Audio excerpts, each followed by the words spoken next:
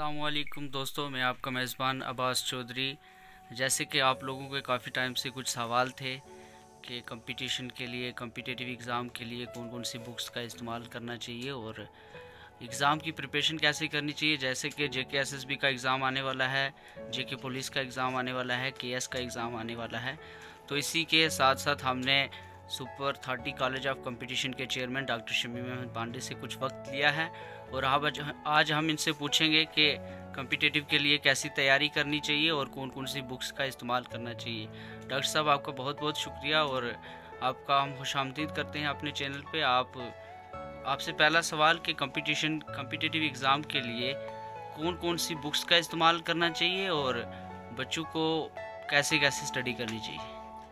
बहुत शुक्रिया आपका, आप यहाँ पे आए। मैं सबसे पहले तो आप लोगों को ये कहूँ कि कंपटीशन में जाने के लिए सबसे पहले आप में कमिटमेंट होनी चाहिए, एक सीरियसनेस होना चाहिए, एक टारगेट होना चाहिए, ऑनेस्टी होनी चाहिए और डेडिकेशन होनी चाहिए। तो तब आप कंपटीशन में जाएंगे। ये सबसे पहला पॉइंट किसी भी कॉम्पिटिटिव एग्जाम की प्रिपरेशन करने के लिए ये बेस है।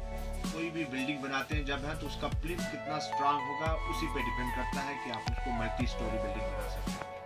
तो आपने जहाँ तक पूछा मुझसे कि कहाँ से पढ़ना चाहिए, कौन सी किताब पढ़नी चाहिए और क्या क्या पढ़ना चाहिए, तो मैं अब दूसरे सवाल पे आता हूँ। देखिए, हमारे पास आज के इस दौर में आप जानते हैं कि ये कॉम्पिटिटिव एरा है और वही इंसान कामयाब है जो कंपटीशन करना जानता है, कंपटीशन में आने का जिसका जज्बा है और जो जानता है कि मुझको किस तरह से कंपटीटिव एग्जाम्स में पढ़ना है, लिखना है और फिर एग्जाम में बैठना है। तो दोस्तों, सबसे पहला तो इंसान का क्या होता है, कॉन्फिडेंस होता है, फिर उसकी किताबें होती हैं। क्योंकि अगर आपका कॉन्फिडेंस नहीं है, आप पॉजिटिव सोच नहीं लेके चल रहे हो, तो मुझे लगता है कि किताबें, नोट्स आप जहां मर्जी से लेके आ जाए तो तब आप लोग एनकरेज नहीं होंगे और पॉजिटिव सोच डेवलप करने के लिए आपको कॉन्फिडेंस। जहां तक अभी के एग्जाम्स की बात है, देखिए आप जम्मू कश्मीर में आप जब से 370 हमारा हो गया और यूटी बना है, तो ये सबसे बड़े एग्जाम होने वाले हैं, मतलब जिसमें बहुत ज़्यादा हमारे यूथ की पार्टिसिपेशन होगी, चाहे वो 4th क्लास के एग्ज़ाम है, चाहे वो जम्मू कश्मीर SSRB के एग्ज़ाम है, चाहे वो अकाउंट असिस्टेंट के एग्ज़ाम है, चाहे वो बैंकिंग के एग्ज़ाम है, चाहे वो किसी और कॉम्पिटिटिव एग्जाम्स के लिए है, चाहे अभी पब्लिक सर्विस कमीशन जो वो भी एडवर्टीज़ करने वाला है। तो ये मुख्तलिफ एग्ज़ाम, मुख्तलिफ किस्म का सिलेबस और मुख्तलिफ किस्म के तरीके पढ़ने के। तो सबसे पहले मैं आप लोगों को फोकस करूंगा, जैसे आप लोग तैयारी कर रहे हैं, यहाँ पे भी इस वक्त मेरे पास बहुत सारे बच्चे आप लोग आए तैयारी कर रहे हैं, आप अकाउंट असिस्टेंट और SSRB और 4th क्लास के लिए। मैं कहूँगा कि यहाँ आपको बेस पे जाना है, आपने स्टार्ट करना है जम्मू कश्मीर के बारे में।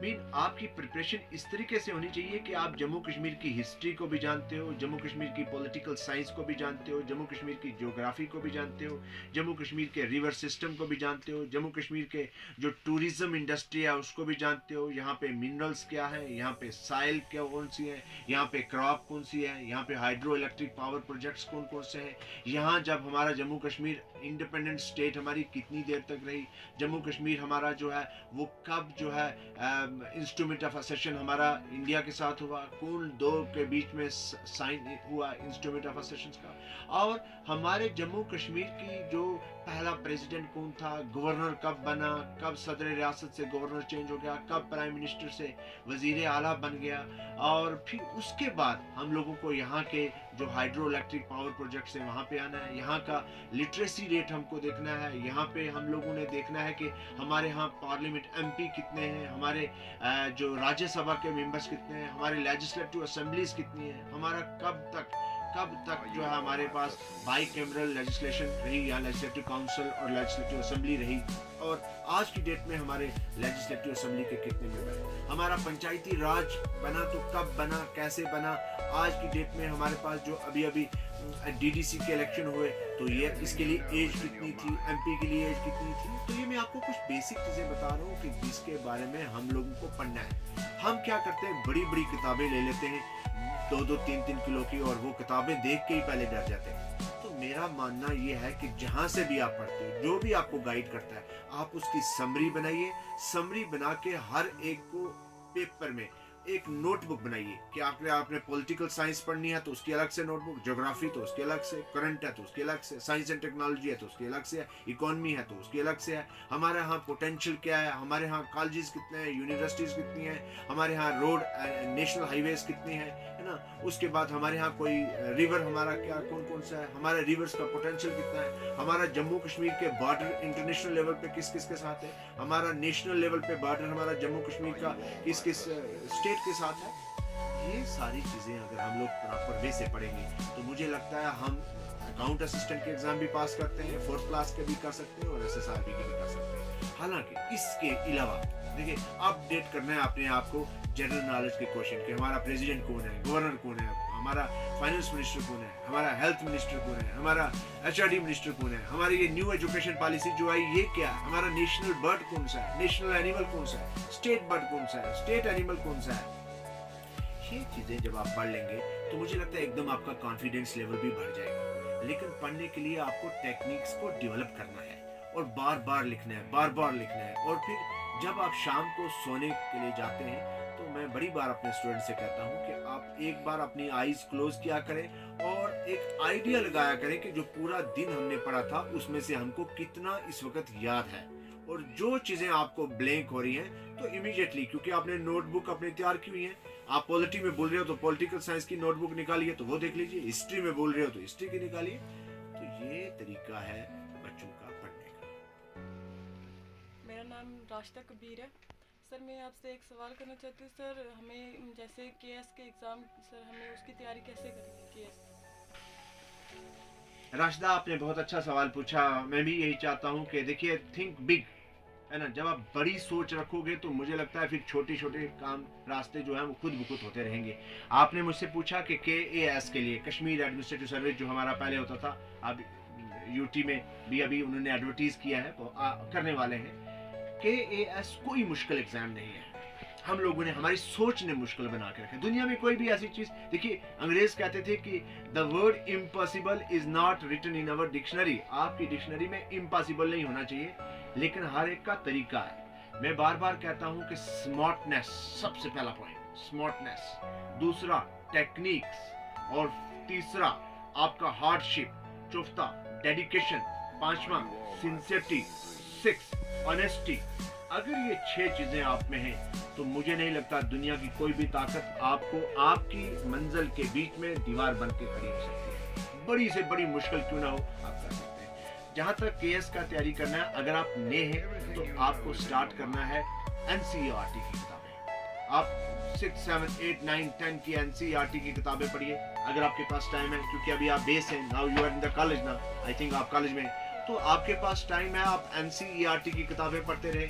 आप ईयर बुक्स पढ़ें, आप मनोरमा की बुक्स पढ़िए, आप विजट की पढ़िए, आप अरिहंत की पढ़िए, आप क्रॉनिकल पढ़िए, आप इंडिया टुडे की पढ़िए। ये किताबें मैं आपको इसलिए बता रहा हूँ कि इससे आपका इंटरेस्ट डेवलप हो जाएगा। आप जिन लोगों ने क्वालिफाई किया है, जो टॉपर्स हैं हमारे सिविल सर्विसेज के, आप उनके इंटरव्यू भी पढ़ सकते हैं कि कैसे पढ़ना है। जो इन बड़े एग्जाम्स में, चाहे वो KAS का हो चाहे IAS का हो, इसमें राइटिंग स्किल बहुत बड़ा मैटर करता है। कि बहुत बार क्या होता है, जब आप मेंस का एग्जाम देने जाते हैं, आपको 20 क्वेश्चन फॉर एग्जांपल पूछे और 20 में से आपको 8 क्वेश्चन करने हैं। आपको मेजॉरिटी ऑफ द टाइम 20 के 20 क्वेश्चन आते होते हैं, लेकिन आप अटेम्प्ट नहीं कर पाते हो क्योंकि आपके पास टाइम नहीं होता। तो टाइम मैनेजमेंट बहुत बड़ा इशू रहता है। तो आपको बेसिक पढ़ने के लिए सिंपल चीज से स्टार्ट करनी है। फॉर एग्जांपल आप जब KS की तैयारी करें तो आप कॉन्स्टिट्यूशन से स्टार्ट कीजिए, है ना। इंडियन कॉन्स्टिट्यूशन कब बना, जब बना तो कौन सी कमेटी थी, ड्राफ्टिंग कमेटी कब बनी, उसका हेड कौन था, है ना। BR अम्बेडकर कौन थे, है ना।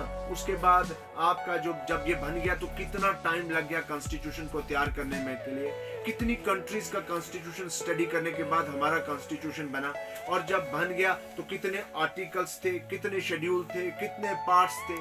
उसके बाद आप इसी तरह से फंडामेंटल राइट्स क्या है, डायरेक्टिव प्रिंसिपल्स क्या है, फंडामेंटल ड्यूटीज क्या है ना। उसके बाद आप हिस्ट्री में, आप medieval history, for example Mohammad bin Qasim 712 में हमारे यहाँ पे इंडिया में आ गए, फिर गजनवी आए, फिर गोरी आए, फिर उसके बाद दिल्ली सल्तनत हुई, मुगल आए, अंग्रेज आए, तो कब कब आए, कैसे कैसे आए, किस किस के साथ कौन सी जंग लड़ी। इकोनॉमी में आपने इसी तरह से प्लानिंग कमीशन क्या होता है ना, अभी उसका चेंज कर दिया। फाइनेंस कमीशन क्या होता है, नीति आयोग क्या चीज़ है, टैक्स क्या चीज़ है ना। ये सब चीज़ें जब आप पढ़ोगे तो मुझे लगता है आप में इंटरेस्ट डेवलप हो जाएगा, और फिर आप बेस से स्टार्ट कर दीजिए। सिलेबस को डाउनलोड कर लीजिए और छोटी छोटी चीज़ों को पढ़ के लिखते रहें, तो आपका जब कॉन्फिडेंस लेवल बढ़ जाएगा तो आप आराम से बड़े एग्जाम की तैयारी कर सकते हैं।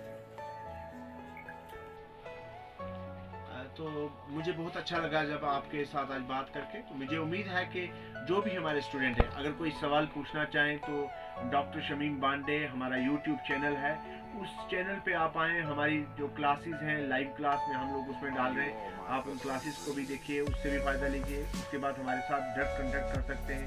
फ़ोन नंबर मैंने बड़ी बार शेयर किया 9419193296, आप कॉन्टैक्ट कर सकते हैं। क्रैश कोर्सेज भी चलते रहते हैं, दूसरे कोर्सेज भी चलते हैं। सिर्फ आप अपना एक कॉन्फिडेंस बना के अपनी जो टारगेट है उसको फिक्स कीजिए। प्रिपरेशन आपकी जब स्टार्ट होगी तो खुद ब खुद आप में एक विजन आ जाएगा, आपको सोच आपकी चेंज हो जाएगी, आपकी बॉडी लैंग्वेज चेंज हो जाएगी, और इंशाल्लाह आपकी कामयाबी होगी।